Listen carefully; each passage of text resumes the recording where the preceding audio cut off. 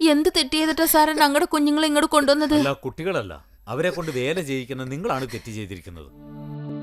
എനിക്ക് എന്റെ അപ്പനെ കാണണം. ഇവിടെ നിന്ന് നിങ്ങൾ കരഞ്ഞുകൊണ്ട് യാതൊരു പ്രയോജനവുമില്ല. ബാലവേല നിരോധിച്ചുകൊണ്ട് ഞങ്ങൾ വരെ ബാലഭവൻ ലഭിച്ചിരിക്കുക. നിങ്ങൾ അവിടെ ചെന്ന് അന്വേഷിക്കും. എവിടെയാ സാറേ ഈ ബാലഭവൻ? ആ സ്റ്റേഷന്റെ പിന്നിലാണ്. പിന്നെ ആ വലിയ 2 കുട്ടികളെ നിങ്ങൾ തിരിച്ചു കൊണ്ടുപോയിക്കൊള്ളണം.